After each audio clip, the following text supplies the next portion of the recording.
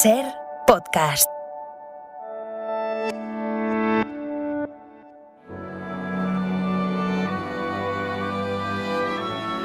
Aquí comienza Sucedió una noche colección, una antología del programa de la SER dedicado al cine clásico.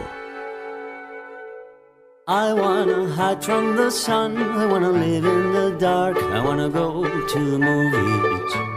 Nobody's waiting outside, but I feel alright, 'cause I'm here on my own. I can kiss Marion and Jane, I can sing in the rain, I can be Superman. I'll never come out again. Las estrellas míticas, los grandes directores, las películas inolvidables.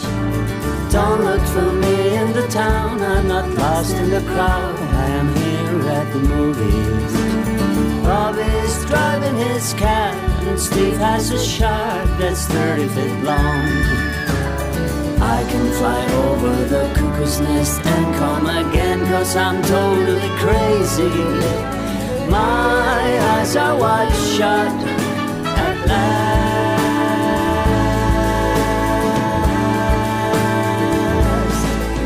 Dirige y presenta Antonio Martínez. Saludos y bienvenidos a Sucedió una noche colección, un programa en el que recuperamos algunos de los mejores reportajes emitidos en Sucedió una noche, el programa de la SER dedicado al cine clásico. Hoy vamos a hablar de cine y literatura, en concreto de 4 famosos escritores y su relación con el cine. Tenemos para empezar al belga Georges Simenon, uno de los escritores más prolíficos del siglo XX y un clásico de la novela negra, gracias a su personaje más célebre. ¿Cómo se llama? Comisario Maigret. Tenemos también al escritor español más adaptado por el cine internacional, Vicente Blasco Ibáñez. Está usted maravillosa en su papel de Margarita. ¿Usted maravillosa. cree? Perfecta. Muchas Vámonos a felicidades. rodar. Que 13 de director han cogido para mi novela. Así es Hollywood. Y siguiendo con el cine español, repasaremos la relación entre el cine y la obra de Federico García Lorca. Imagino a la Sirgo haciendo de Bernarda Alba. Estará genial. ¿Conoce Margarita la obra? Pero hija mía, ¿cómo va a conocerla si cuando la he terminado de escribir ya estaba ella en México? Ah, claro. Y para terminar, vuelta a la novela negra, esta vez con Raymond Chandler, creador de otro de los personajes míticos del género y también del cine. Me llamo Marlowe. ¿Es usted Poli? Detective. Este es el menú. Si os apetece, comenzamos a servirlo ya mismo. I wanna hide from the sun, wanna live in the dark, and I'll never come back. El espectáculo está a punto de comenzar, pero no se alarmen ustedes, no les cobraremos la entrada.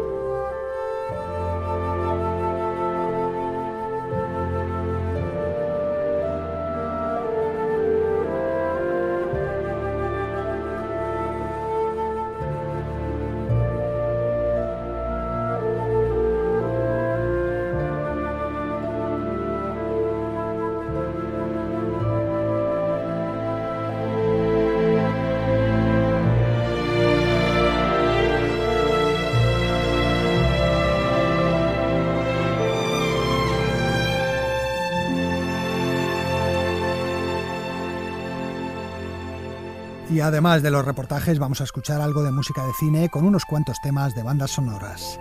Este pertenece a la película Memorias de África. No es el conocido tema central, sino otro de los mejores momentos del disco, compuesto por John Barry y que lleva por título Building a School, construyendo una escuela. Y abrimos nuestra pequeña galería de escritores con un belga, Georges Simenon, uno de los grandes autores de la novela policíaca que, como vais a ver, tiene también mucho que ver con el cine.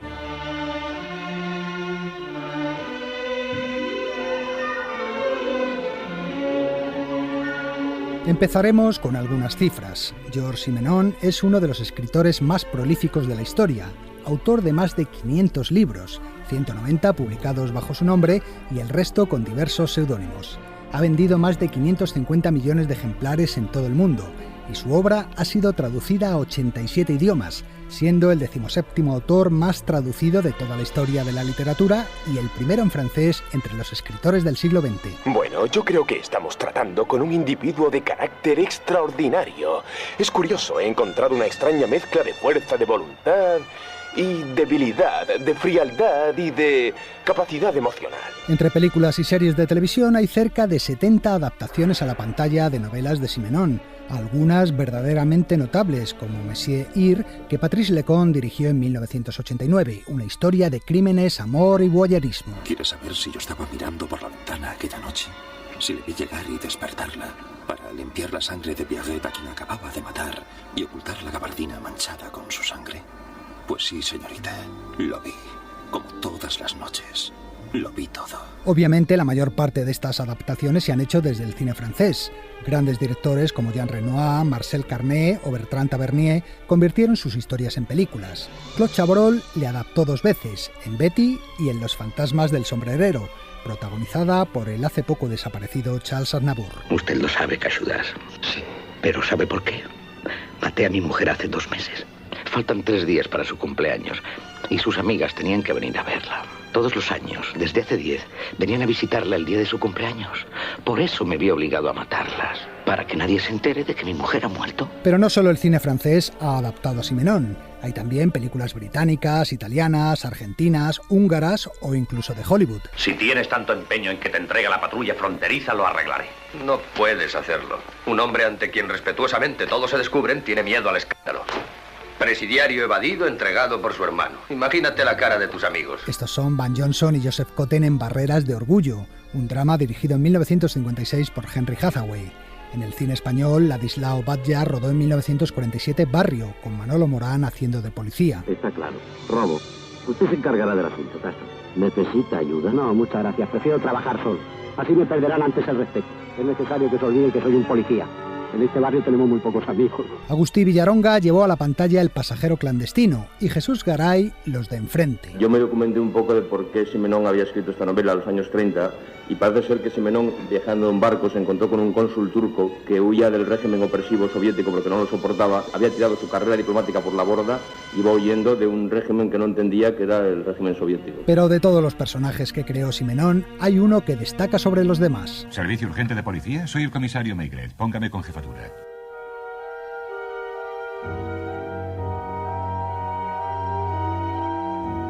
El escritor belga escribió 78 novelas protagonizadas por el comisario Maigret, que son sin duda las más demandadas por el público. Así lo contaba el propio Simenon.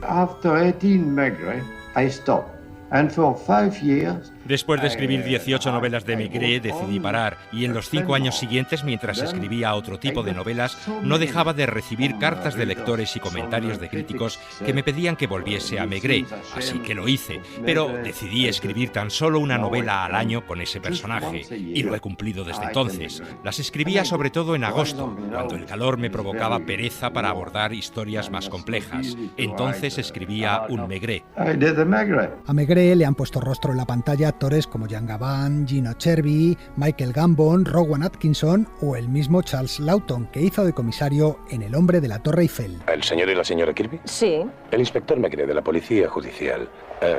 Señor Kirby, ¿es usted el heredero de su tía? Eso creo, sí. ¿Sabe por casualidad de alguien que deseara la muerte de su querida tía? No, claro que no. Por lo que he oído, ¿se trata de la acción de un ladrón? La acción de un ladrón, señora Kirby, que no se llevó nada, salvo 2 vidas. Con su pipa siempre en la boca, Maigret tiene una forma muy personal de resolver los casos. El comisario se mete en la vida de todos los personajes que rodean la investigación. Vive como ellos, frecuenta los mismos lugares que ellos y aprende a sentir lo que ellos sienten. Desde ahora yo le seguiré a usted. No utiliza la deducción como Sherlock Holmes, sino que las investigaciones se basan en su intuición. Maigret es como yo, no es muy inteligente, pero tiene intuición. Yo tampoco soy muy inteligente, por eso escribo por intuición. Nunca sé dónde me va a llevar una historia. Tan solo invento el primer capítulo y luego los personajes vuelan solos. Van por los caminos que decide mi intuición. Nunca tengo un plan previo de cómo terminará la historia.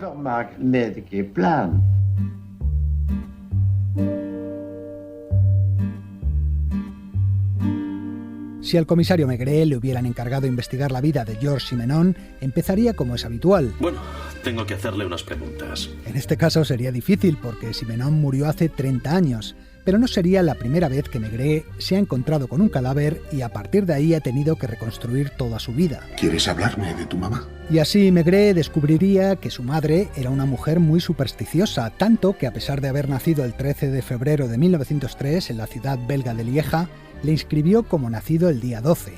Desde muy joven, el chico demostró poseer un gran talento para la escritura. Un fogonazo de ingenio.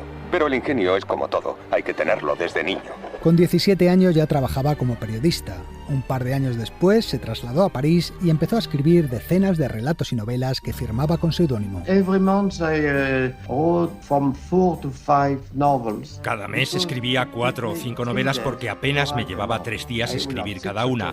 Todos los días a las 6 de la mañana empezaba a escribir y no paraba hasta las 6 de la tarde. El éxito como escritor le llegó en los años 30. Luego, tras la Segunda Guerra Mundial, se vio obligado a huir de Francia debido a algunas acusaciones de colaboracionista, por las que también debería preguntar Maigret. Y bien, señora Mogen, ese malentendido se basa naturalmente en una parte de verdad. El que había sido filonazi era su hermano Christian, y eso le convirtió a él en sospechoso. En realidad, de lo único que podían acusarle era de que varias de sus novelas durante la guerra se habían publicado en editoriales alemanas. Lo cierto es que el escritor pasó 10 años en Estados Unidos. En 1955 regresó a Francia, aunque no viviría mucho tiempo allí. Tengo una casa en Suiza, cerca de Lausanne. Algún día iré a vivir allí y ya no volveré. Poco después se trasladó a Suiza y vivió en Lausanne el resto de su vida.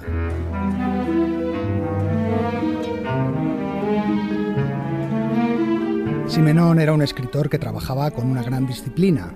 Solía organizarse en periodos de 15 días. El primero se dedicaba a dar largos paseos mientras inventaba los personajes. Luego, en los 12 días siguientes, escribía de un tirón su novela, como escuchábamos antes, sin un plan previo, dejando que los personajes actuaran con su propia lógica. El 14º leía lo escrito y corregía errores. Y el 15º hablaba con los agentes, se ocupaba de la publicidad, de la portada del libro. Si no tienes una rutina, pierdes mucho el tiempo. Y como a mí me gusta tener el mayor tiempo libre posible, cuando trabajo sigo una rutina muy estricta. Simenon decía que su mayor ventaja como escritor era ser un gran observador del hombre de la calle. Me gustan las estaciones. Hay mucho para ver e imaginar. Mire a aquel hombre. Se aburre de tanto esperar. Aquella joven va al encuentro de su novio o acaba de dejar al hombre de su vida. Me encanta observar a la gente. De esta forma conseguía desmenuzar como pocos el alma humana. En sus novelas hay siempre culpa, soledad, traición o desamor. Pero llegados a este punto, el comisario Maigret debería interesarse por uno de los aspectos más controvertidos de la vida privada de Simenon. Me gustaría hacerle unas preguntas sobre unas acusaciones de inmoralidad. Georges Simenon era un mujeriego casi patológico. En una ocasión dijo que a lo largo de su vida había amado a más de 10.000 mujeres. Tuvo infinidad de aventuras amorosas, la más sonada con la cantante Josephine Baker. Cuando vivía en Estados Unidos lo hacía con 3 mujeres, su esposa, su secretaria y su cocinera, a las que había convertido en sus amantes. También fue un cliente habitual y compulsivo de burdeles. Oh, este local está repleto de chicas bonitas y naturalmente pago yo. Simenon aseguraba que escribir le provocaba una gran tensión y que solo se liberaba de ella con el sexo. No siempre pido la misma chica. No quiero encariñarme. Me siento aquí, cierro los ojos. Cuando entra sé cuál es. En cuanto cruza la puerta, reconozco el olor. Me desnuda despacio. Sus pechos apenas me rozan. Me encanta ese leve contacto. Me besa sin que yo sepa dónde se posarán sus labios. Y cuando nota que aumenta mi deseo, se quita la toalla. Se entrega sonriente, con los muslos abiertos. Poco a poco, Maigret llegaría a la conclusión de que Simenon era un auténtico enigma, un personaje casi imposible de descifrar. Usted hubiera preferido una investigación típica con pruebas. Yo también, pero No tengo nada. Hay numerosos misterios en torno a su vida, como el de su hija, que se suicidó muy joven y que, según parece, estaba profundamente enamorada de su padre. Nuestra hija ya tendría 24 años. Me acuerdo de ella a diario. Las únicas claves para conocerle están escondidas en la descomunal obra que nos dejó. Maigret sabe que el caso de Simenon, 30 años después de su muerte, sigue abierto. Y abierto seguirá siempre que en cualquier parte del mundo un lector empiece a leer uno de sus libros o un espectador contemple alguna de las numerosas adaptaciones de sus historias que ha hecho el cine.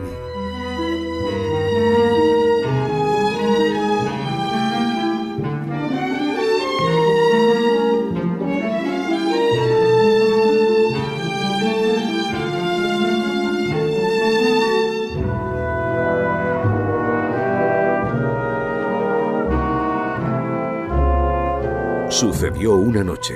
El cine clásico en la SER. Burn this house. Burn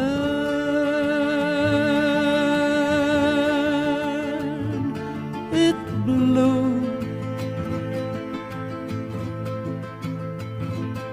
Heart running on empty, so lost without you. But the night sky blooms with fire, and the burning bed floats higher, and she's free to fly. Woman so weary, spread your unbroken wings. Fly free as the swallow sings. Come to the fireworks, see the dark lady smile. She burns, and the night sky blooms with fire, and the burning bed floats higher, and she's free to fly. Cantan el brasileño Caetano Veloso y la mexicana Lila Downs. Burn It Blue se titula esta canción que compusieron para la banda sonora de Frida, la película sobre la pintora Frida Kahlo a la que dio vida en la pantalla Salma Hayek. Pero vamos con el segundo reportaje de hoy. Como contábamos en la entrada, Vicente Blasco Ibáñez es el autor español más adaptado por el cine de Hollywood. En el siguiente reportaje os vamos a hablar de la pasión cinematográfica del novelista valenciano.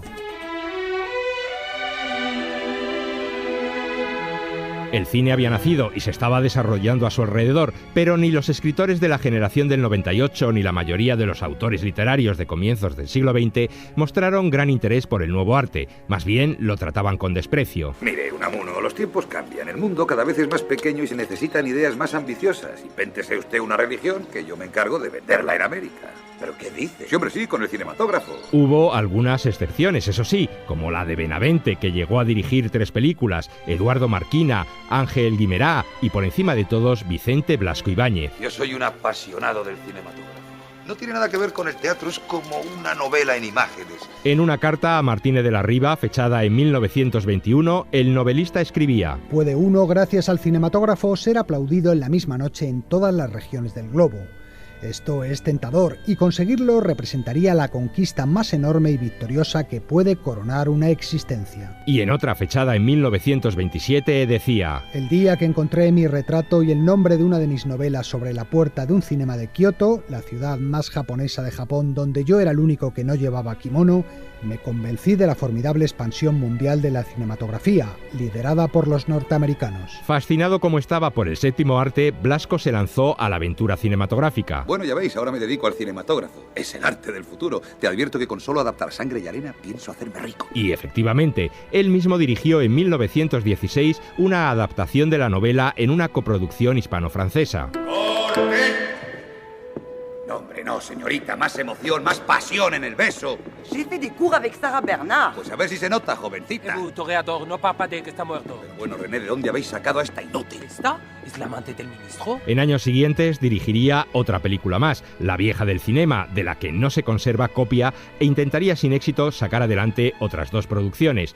También probó suerte con otros oficios cinematográficos. ¿Le pagan a usted mucho por escribir guiones? Escribió por encargo varios guiones para el cine americano, pero ninguno tuvo éxito. Y es que a Blasco le costaba comprender las diferencias discursivas entre una novela y una película. Pues diré de mi parte que mejor que se dedique a la novela. Por eso, su mayor aportación al cine fueron las adaptaciones a la pantalla que se hicieron de sus obras. Y es que Blasco Ibáñez fue un escritor de gran éxito internacional. Ya habéis visto cómo me recibieron en Buenos Aires. Y no fue solo a mí, no señor, sino a todos los valencianos. En 1926, la Revista Internacional del Libro de Nueva York realizó una encuesta entre los lectores de toda América sobre la popularidad de los autores del año. Blasco Ibáñez aparecía en segunda posición, tan solo superado por H.G. Wells. Usted es un hombre importante. No, un escritor, solo un escritor.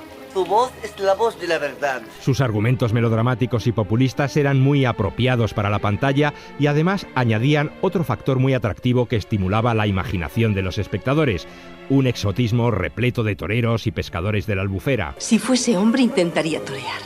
Es algo que me excita.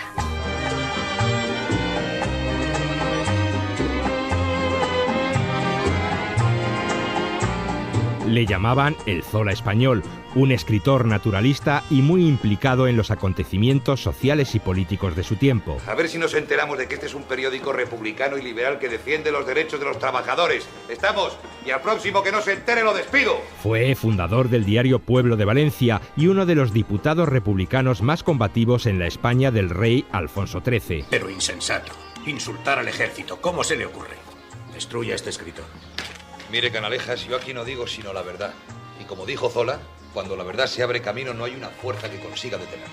Déjese de retóricas, Blasco, que se está jugando la vida. Fue también un escritor muy prolífico, autor de 49 novelas. Seguro que Sempere viene con dinero, ¿sí? Pues no. ¿Y por qué? Si Cañas y Barros está vendiendo de maravilla. Sí, pero hasta que no nos hagan la liquidación. Pues aún tengo más madera para ellos. Ya he terminado la catedral. El éxito que tuvieron muchas de ellas, más allá de nuestras fronteras, le convirtieron en un autor internacional. Me escriben de todas partes. Yo ya no pertenezco a ningún sitio. Pertenezco al mundo. En 1916 vendió los derechos internacionales de su novela Los 4 jinetes del Apocalipsis a una editora norteamericana por apenas $300. En poco tiempo, el libro se convirtió en un bestseller con unas ventas de más de 200.000 ejemplares. La novela apoyaba la causa del bando aliado en la Primera Guerra Mundial y fue muy influyente en ese sentido. Cada uno sirve para lo que su capacidad le dispone. Además, a veces la pluma tiene más fuerza que los cañones.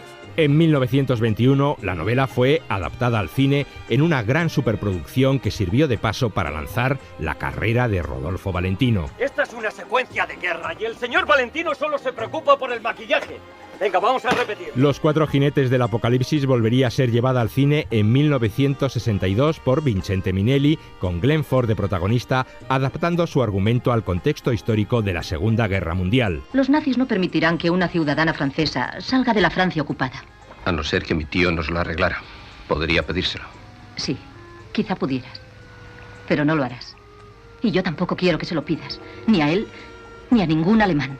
Rodolfo Valentino fue también el protagonista en 1922 de la adaptación de Sangre y Arena dirigida por Fred Niblo, película que tuvo un gran éxito en su tiempo y que también volvería a ser llevada al cine en 1941 por Rubén Mamoulian, con Tyrone Power en el papel del torero Juan Gallardo y Rita Hayworth como la vampiresa Doña Sol. Sepa, señora, que es la mejor cena que recuerdo. Es lo menos que podía ofrecerle por una tarde de emociones. Ayer le guió su buena estrella. Estuvo magnífico. ¿Quién no lo habría estado después de verla? El éxito que tuvieron las primeras versiones de Los 4 jinetes del Apocalipsis y Sangre y Arena hicieron que se rodaran otras muchas películas basadas en obras de Blasco Ibáñez, sobre todo en la etapa muda. Sin ir más lejos, el señor Rex Ingram está aquí en Montecarlo rodando la versión de mi novela Los enemigos de la mujer. Los enemigos de la mujer, El torrente, que fue la primera película americana de Greta Garbo, Mare Nostrum o La tierra de todos, de nuevo con la Garbo en su reparto.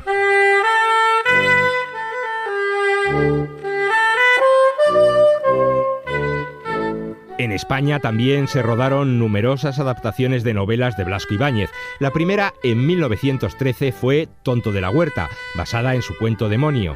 También se filmaron Entre Naranjos, La Bodega o ya en época del sonoro, Mare Nostrum de Rafael Gil, rodada en 1948, que fue la primera película en España de María Félix, la gran diva del cine mexicano. Anfitrita, la diosa del mar. Es maravillosa. Como usted. ¿Como yo? Es decir, menos bella que usted. Gracias, señor. ¿Es usted español? Usted no, ¿verdad? No. Habla usted admirablemente mi idioma. En 1954, el director Juan de Orduña dirigió Cañas y Barro, una historia que también veríamos en una serie de televisión muy popular de finales de los años 70. El tío Cañamel, que quiere que le lleves 4 lubinas, y me pidió que te lo dijera. Ya lo has dicho. Y porque este señor quiere saber quién es el primer barquero del lago. ¿Se lo has dicho? Sí. Pues ya lo sabe. Lo que yo quiero saber es quién percha mejor, si su hijo o usted. Un palo más, sea el que sea. Primero lo fue mi padre, ahora lo soy yo, y cuando yo muera lo será mi hijo. También fueron adaptadas a la televisión otras series como La Barraca, Entre Naranjos o Arroz y Tartana, y en 1997 Luis García Berlanga filmó una biografía televisiva de Blasco Ibáñez en 2 capítulos, a los cuales pertenecen muchos de los diálogos que hemos oído en este reportaje. Para nosotros, así de joven adolescente, un novelista que le habían hecho películas, la Greta Garbo, desde Valentino, Greta Garbo, Grandes, pero ya se nos quedaba mitificado en todo momento. El cine español también hizo su versión de Sangre y Arena, dirigida en 1989 por Javier Elorrieta y protagonizada por una joven Sharon Stone en el papel de la pérfida Doña Sol, pocos años antes de convertirse en una gran estrella de Hollywood. No olvides nunca esto, a mí no me ata nadie. Ni tampoco olvides, mi pequeño y valiente matador, que por muchas orejas que cortes, por muy lejos que llegues, siempre serás para mí el hijo de una criada. ¡Puta! Vicente Blasco Ibáñez mantuvo su pasión cinematográfica hasta el final de sus días.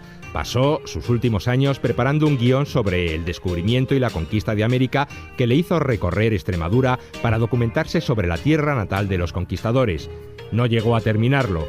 Una neumonía acabó con su vida el 28 de enero de 1928, un día antes de cumplir los 61 años. Desaparecía así uno de los novelistas españoles más adaptados al cine y un personaje realmente irrepetible. Tipo oriental, buen talante, ancho el cuello, tez cetrina, cabeza para un turbante o para la guillotina, complexión fuerte, indolencia, sibaritismo, talento, entre Moro de Valencia y Dux del Renacimiento.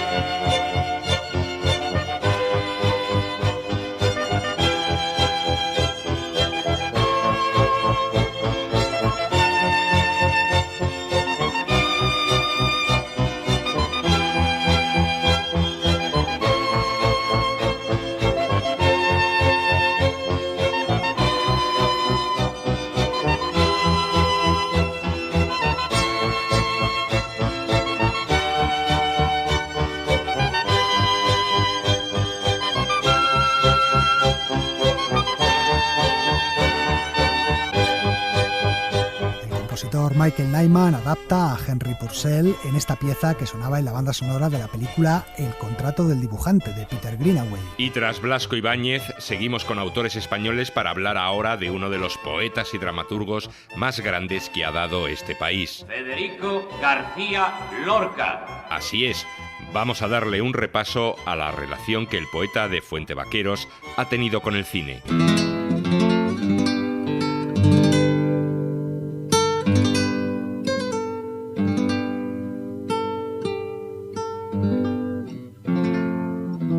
1919 Lorca ingresó en la Residencia de Estudiantes de Madrid, donde conoció a un aragonés apasionado por el cine llamado Luis Buñuel. Nos gustaban mucho las películas cómicas norteamericanas. García Lorca, Alberti, Dalí y yo íbamos mucho al cine. Para reírnos con Keaton, con Ben Turpin, con Ambrosio, sobre todo con Keaton. No nos importaba si el cine era arte o no. Eso sí, nos gustaba el humor y la poesía que encontrábamos en él. Lorca y Alberti hicieron poemas a los cómicos del cine norteamericano. Lorca y Buñuel se hicieron amigos. Es la hora exacta para tomarnos un horrible martini de Buñuel. Sin embargo, cuando Buñuel y Dalí estrenaron su película Un perro andaluz, Lorca se sintió ofendido. Buñuel ha hecho una mierdecita así de pequeñita que se llama Un perro andaluz. Y el perro andaluz soy yo. En realidad el título no tenía nada que ver con Lorca y con el tiempo se reconciliaron. Sin embargo, Buñuel nunca quiso adaptar una obra de su amigo al cine. Poco antes de instalarse en México le ofrecieron llevar a la pantalla La casa de Bernarda Alba y no lo hizo. Años después volverían a proponerle el mismo proyecto y el aragonés volvió a decir que no. Me parecía un tema demasiado español y además el teatro de Federico se basa ante todo en la palabra. García Lorca no me interesa para el cine. Sin embargo, sí que podemos encontrar en una película de Buñuel la influencia de García Lorca. 6 años, 6 semanas y 6 días llevas de pie en esa columna, Simón, edificando a todos con tu acceso. Se trata de Simón del Desierto, la película de 1965. Algunas fuentes dicen que era un proyecto conjunto que Buñuel había trazado con Lorca años atrás. Sin embargo, Luis Buñuel contaba que la participación de Lorca se había limitado a darle a conocer el personaje. Lorca me recomendó que leyera La leyenda áurea de Jacobo de Vorágine. Federico encontraba delicioso el capítulo de Simeón el Estilita, el santo que vivía sobre una columna en medio del desierto, y apreciaba sobre todo esta descripción. La mierda chorreaba por la columna como la cera gotea de los cirios. Pero si Buñuel no adaptó nunca a su amigo Lorca a la pantalla, otros directores sí lo han hecho. Pago, por favor, música. Mi niño se duerme, mi niño descansa. En 1981, Carlos Saura filmó su conocida adaptación musical de Bodas de Sangre, con Antonio Gades y Cristina Hoyos. Esta obra, Bodas de Sangre, es el drama de Lorca más veces llevado a la pantalla. La primera vez que se adaptó fue en 1938, en la zona republicana durante la Guerra Civil, en una película protagonizada por la actriz que solía representar las obras de Federico en los teatros, Margarita Xirgu. Margarita está teniendo un gran éxito con mis obras. ¿Lo sabías? En este momento, teniendo en cuenta la diferencia de horas, está representando Bodas de Sangre o Yerma en el Teatro Bellas Artes. ¡Qué maravilla! Bodas de Sangre fue de hecho la única película sonora que rodó Margarita Xirgu, la actriz más importante de los escenarios españoles en el primer tercio del siglo XX. El uno regando con sus venas la tierra, el otro muerto se quedó en la calle. Madre, ¿a qué evocar siempre lo mismo? 2 hombres que eran 2 geranios, 100 años que yo viviera, no hablaría de otra cosa. Otra curiosa adaptación de Bodas de Sangre fue la que hizo el director marroquí Ben Barka en 1976, llevando la historia original a una zona rural de Marruecos. Tú otra vez. Deja de atormentarme, te lo suplico. ¿Por qué no puedo casarme contigo? Porque soy pobre, ¿verdad? No tengo tierras ni ganado. Es por eso. Yo no quiero dinero ni quiero a nadie. No te preocupes. Ya no te atormentaré más. Me voy a casar con tu prima. Y que seas feliz. No podemos olvidarnos de La novia, la película de Paula Ortiz con Inma Cuesta de protagonista. Tiene la tarara un vestido verde lleno de volantes y de cascabeles. La tarara sí, la tarara no. La tarara, niña, que la he visto yo. Pero Bodas de Sangre no es la única obra de Lorca llevada al cine. Allí estaba yo, con mi mejor amigo Jorge y mis padres, en el estreno de Yerma, de Federico García Lorca. Había logrado convencer a todos de que sería muy divertida. Pues sí, Yerma fue adaptada a la pantalla en 1999 por Pilar Tábora, con Aitana Sánchez Gijón y Juan Diego como protagonistas. Los hombres tienen otra vida. Los ganados, los árboles, las conversaciones. Las mujeres no tenemos más que la cría y su cuidado. ¿Por qué no te traes a un hijo de tu hermano? Yo no me opongo. ¡No quiero cuidar hijos de otro! Me figuro que se me van a helar los brazos de tenerlo. ¡Debes resignarte! Cuando tenga la cabeza atada con un pañuelo para que no se abra la boca y las manos bien amarradas dentro del ataúd, en esa hora Me habré resignado. También recordamos la Mariana Pineda, que protagonizó Pepa Flores en una adaptación televisiva en los años 80, o La casa de Bernarda Alba, dirigida en 1987 por Mario Camus, con Irene Gutiérrez Cava y Ana Belén encabezando el reparto. En 8 años que dure el luto no ha de entrar en esta casa el viento de la calle. Haceros cuenta que hemos tapiado con ladrillo puertas y ventanas. Mientras podéis empezar a haceros el ajuar. Yo sé que no me voy a casar. Prefiero llevar sacos al molino. Todo menos estar sentada días y días dentro de esta sala oscura. ¿Eso tiene ser mujer? Los caballos negros son las herraduras, son negras sobre las capas, relucen manchas de tinta y de cera. Ay, ay, ay. La muerte de Federico García Lorca también se ha visto en el cine. Es un poeta, un escritor muy importante, le conocen en todo el mundo. ¿Y qué? Sí, un escritor, un intelectual, ya lo sé. Y también sé que ha hecho mucho más daño con la pluma que otros con la pistola. Juan Antonio Bardén realizó en 1987 Lorca, muerte de un poeta, película que también se adaptó posteriormente a la pequeña pantalla en una miniserie. Y en 1996 fue Andy García el que se puso en la piel del poeta en la película Muerte en Granada. Tardará mucho tiempo en nacer, si es que nace. Un andaluz tan claro, tan rico de aventura. Yo canto su elegancia con palabras que gimen. Y recuerdo una brisa triste por los olivos. ¿Y como guionista no escribió nunca Lorca para el cine? Pues sí, hay un guión suyo titulado Viaje a la Luna, que en 1998 fue llevado a las pantallas por Frederica Matt. Viaje a la Luna es el único guión cinematográfico de Federico García Lorca que escribió en Nueva York a finales de 1929 por la invitación de su amigo fotógrafo y pintor mexicano Emilio Amero. Y se extravió por mucho tiempo, por 60 años, hasta ser localizado en 1989 en la intimidad de un cajón en casa de la viuda de Amero en Oklahoma, Estados Unidos. Viaje a la Luna es un mediometraje surrealista en el que vemos lunas que echan humo, cabezas que rompen esas lunas y vomitan, manos que oprimen pájaros, peces y ranas y otras imágenes oníricas. Así comenzaba Lorca este guión. Primera escena. Cama blanca sobre una pared gris. Sobre los paños surge un baile de números 13 y 22. Desde 2, los números empiezan a surgir hasta que cubren la cama como hormigas diminutas. Dice la nuestra novia cómo se llama la cabeza. No se llama cabeza, sino campos espaciosos. Ay, mis campos espaciosos, pase la novia y bese al novio. Por último, la influencia de Lorca en argumentos y escenas concretas se puede rastrear en innumerables películas. Por ejemplo... Por el llano, por el viento, jaca negra, luna roja. La muerte me está mirando desde las torres de Córdoba. Ay, qué camino tan largo. Ay, mi jaca, valerosa. Ay, que la muerte me espera antes de llegar a Córdoba. Este es nada menos que Kevin Costner recitando al poeta en la película Revenge. La he sorprendido, ¿verdad? Estuve 3 años destacado en Madrid. Fue allí donde me aficioné a leer la poesía anterior a la Guerra Civil Española. Y es que la poesía de Lorca es capaz de embellecer cualquier película que se tercie. Ha encontrado uno de mis libros favoritos, la poesía de Lorca. Parece que le gusta. No se llaman cejas sino cintas del telar. Ay, mis cintas del telar. Ay, mi espada reluciente. Ay, mi seda de labrar. Ay, mis campos espaciosos. Pasa la novia y bese al novio.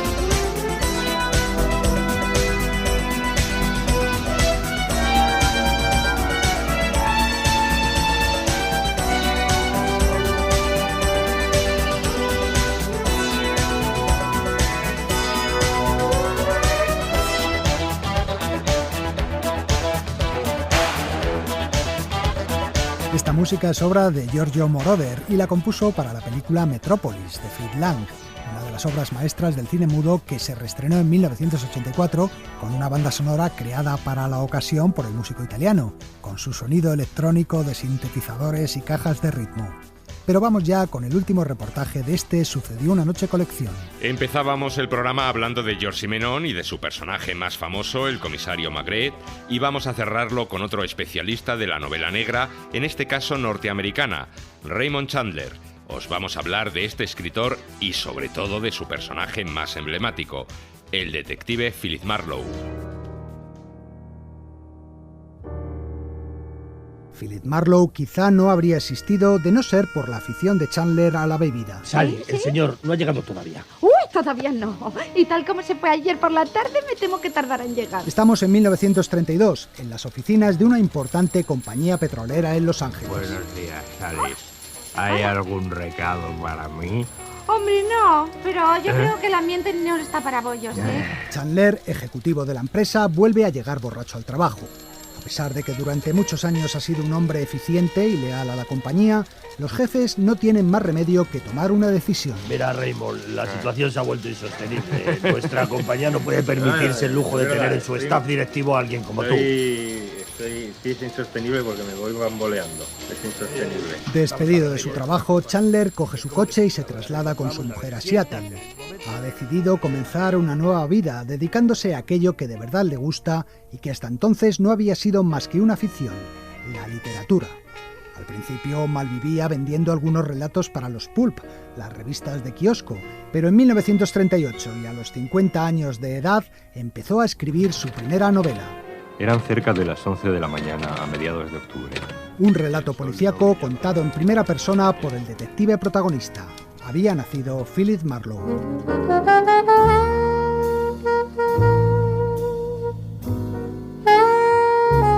Chandler detestaba a los detectives aristocráticos de las novelas de Agatha Christie.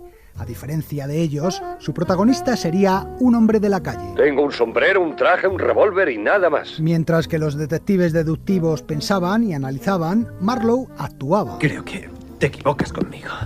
Mi trabajo es hablar con la gente. Su trabajo, en efecto, era hablar con la gente, pero tenía una habilidad especial para verse involucrado en los casos que investigaba. Soy un patán. Sé hacer un par de cosas como disparar.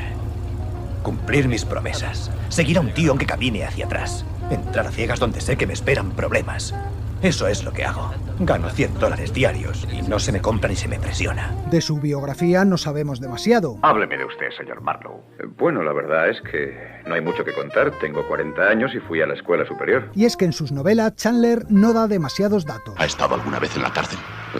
Un par de noches de visita. Bien. En teoría se dedica a lo suyo únicamente por dinero. Cobro 25 diarios más los gastos. Sí, señor. Y su tarifa aumenta película a película. $100 al día más los gastos. Pero en realidad no es el dinero lo que le importa. Cuando acepta un caso es casi siempre porque le ha cogido cariño a alguno de sus implicados. Marlowe parece un detective solitario y cínico, pero en el fondo es un idealista y un seductor. No es usted muy alto, ¿verdad? Bueno, yo hice lo que pude. No está mal. Aunque posiblemente ya lo sabe. Gracias. Como su creador, casi nunca dice no a una copa. ¿Cómo le gusta el coñac, señor? En un vaso. Tiene un código moral muy estricto y nunca traiciona ni a sus amigos ni a sus clientes. ¿Sigue sin querer contarme lo que mi padre le ha pedido que haga? No sin su permiso. ¿Ni siquiera si está relacionado con Carmen? No. Quizá por todo ello no nada precisamente en la abundancia. Sí, ya me ve encumbrado en lo más alto. Observe usted, un lujoso despacho, una guapa secretaria. En cuanto vi esta oficina cochambrosa, comprendí que jamás debía haberle contratado. Marlowe muestra siempre su desencanto por el mundo y la sociedad que le ha tocado vivir. No usa en exceso la violencia, solo cuando es estrictamente necesario. Tenga calma, no abofeteo muy bien a estas horas de la noche. Uno de los aspectos más controvertidos de su personalidad es su relación con las mujeres. Yo aceptaría el caso, pero nunca me acuesto con mis clientes. A diferencia de otros héroes policíacos, Marlowe casi nunca se mete en aventuras sentimentales. Y algunos estudiosos llegaron a decir en su día que el detective podría ser homosexual. ¿Quieres que te prepare el sofá para pasar la noche? Pues verás, Marlowe, en realidad necesito algo más. ¿Quieres dormir en mi cama? Y como si quisiera salir al paso de esas especulaciones, en sus últimas novelas Chandler hizo que el personaje tuviera relaciones sexuales muy explícitas. Es más, en la última, Playback, Marlowe se casaba. ¿Por qué te casaste conmigo? Estábamos en México, debí de comer algún hongo alucinógeno. Y ahora me despierto en Los Ángeles con la mujer de mis alucinaciones hablando de cortinas. La habilidad para los diálogos de Raymond Chandler hizo que muy pronto el cine se fijara en él. Como guionista estuvo en nómina de la Paramount, colaboró con Billy Wilder en el guión de Perdición y en el de Extraños en un tren de Hitchcock, pero de Hollywood se marchó escaldado. Odio que me manejen. No quiso participar en la adaptación de sus novelas a la pantalla, aunque alguna vez dijo que quien mejor hubiera interpretado a Marlowe habría sido Cary Grant. No haciéndolo él, añadía, Humphrey Bogart era la mejor opción, por su imagen de duro y cínico. No veo por qué tiene que hacerse el listo, señor Marlowe. Y no me gustan sus modales. A mí no me enloquecen los suyos y no he pedido esta entrevista. Me tiene sin cuidado que no le gusten mis modales. Ni siquiera me gustan a mí, me hacen llorar en las noches de invierno y me importa tanto que se meta conmigo como que se tome la sopa con tenedor. Bogart lo interpretó en la película El sueño eterno. En total ha habido 9 adaptaciones a la pantalla de las novelas de Marlowe y 7 actores le han prestado su rostro. Soy detective privado, tengo mi propia agencia. En esta foto no estoy bien parecido. 7 actores para 9 películas, y es que uno de ellos repitió, Robert Mitchum. Y también está la película La Dama del Lago, que no mostraba ningún protagonista, ya que Marlowe era la cámara y lo que Marlowe veía era lo que la cámara filmaba. Pero vayamos por partes. El primero de la lista fue Dick Powell, en la película de 1944 Historia de un detective, de Edward Dimitri. He visto su nombre en la placa de abajo. ¿Sí? Y he subido a verle. Usted es detective, ¿no? Sí. Quiero que busque a una persona. La oficina está cerrada. Pásese por aquí mañana y hablaremos. La he buscado donde trabajaba, pero no la he encontrado. Está bien. Pero la puesta de largo del personaje en la pantalla llegó 2 años después con El sueño eterno, uno de los grandes clásicos del cine negro. Cuentan que durante el rodaje el director Howard Hawks envió un telegrama a Chandler. Problemas con el argumento, stop. Quisiera saber quién mata al personaje. Y el escritor contestó. Fue George, stop. Imposible, stop. George está en la playa en el momento del crimen. Y es que no solo eran algunos espectadores los que se perdían en el intrincado argumento del sueño eterno, también el director, y no estaba claro quién y cómo mataban a tal o cual personaje. ¿Se le ocurre alguna idea, amigo? 1 o 2. Alguien disparó contra Geiger o Geiger disparó contra alguien que huyó o tenía buey para cenar y lo descuartizó en el salón. No, ninguna de ellas me satisface. Elliot Gould interpretó a Marlowe en la película Un largo adiós, dirigida en 1973 por Robert Altman.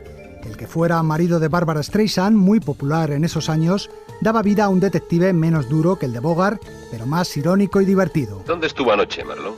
Ahora yo debo preguntar de qué se trata y él me dirá, cállese, el que pregunta aquí soy yo. Sí, así es, Marlowe. Solo conteste a las preguntas. ¿A dónde fue anoche? Si supiera por qué quieren saberlo, tal vez podría acordarme. James Garner le puso el rostro en Marlowe, detective muy privado, en la que también hacía un papelito Bruce Lee. Señor Marlowe, ¿en qué puedo servirle?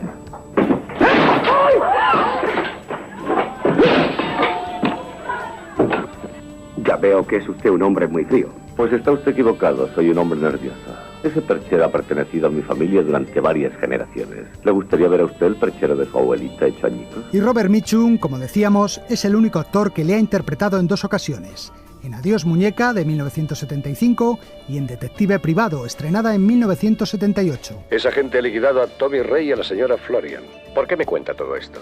Porque voy a subir a bordo de ese barco y a llevar a Malloy conmigo. Y presiento que no saldré vivo de allí si no me acompaña la policía. El último actor que hasta la fecha ha interpretado a Philip Marlowe es James Caan, en una película para televisión titulada Puddle Springs, que dirigió Bob Rafelson en 1998 y que adaptaba la última aventura del detective que quedó incompleta por la muerte del director. En ella, como contábamos antes, Marlowe se casaba con una rica heredera. ¿Te criaste aquí? No es culpa mía, Philip. Señorita Parker, ¿quiere echar un vistazo a las invitaciones para la recepción, por favor? Oh, mi marido, Philip Marlowe. ¿Qué tal?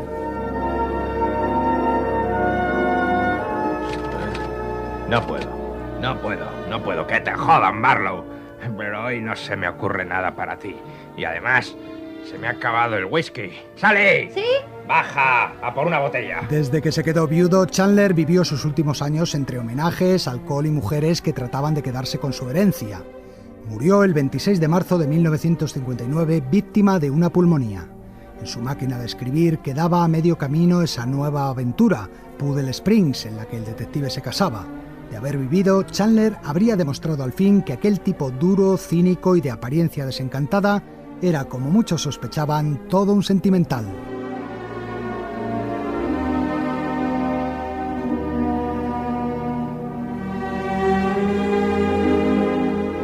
Sucedió una noche. El cine clásico en la SER. Toca echar el cierre y lo vamos a hacer con más música. Esta canción, que ya suena de fondo, perteneciente a una película de animación de Pixar, Brave, Indomable, que contaba la historia de una aguerrida princesa escocesa. La que le pone voz es también la cantante escocesa Julie Fowlis. Y nada más, recordad que nos podéis escuchar también a través de SER Podcast, donde os podéis descargar estos programas para que los escuchéis cuando queráis en vuestro móvil, vuestra tablet o vuestro ordenador. Lo dicho, un saludo de Leo Castro y Antonio Martínez y hasta la próxima.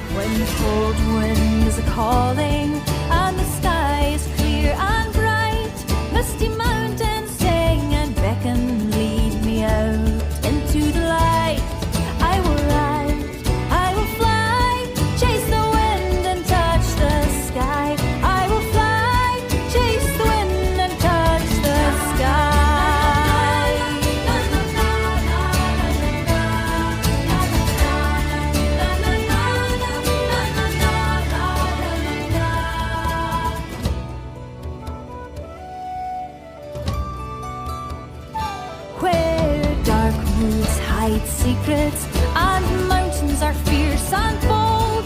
Deep waters hold reflections of times lost long ago. I will hear their every story. Take hold of my own dream. Be as strong as the seas are stormy and proud as an eagle's scream. I will ride, I will fly, chase the wind and touch the sky. I will fly, chase the wind and touch the sky.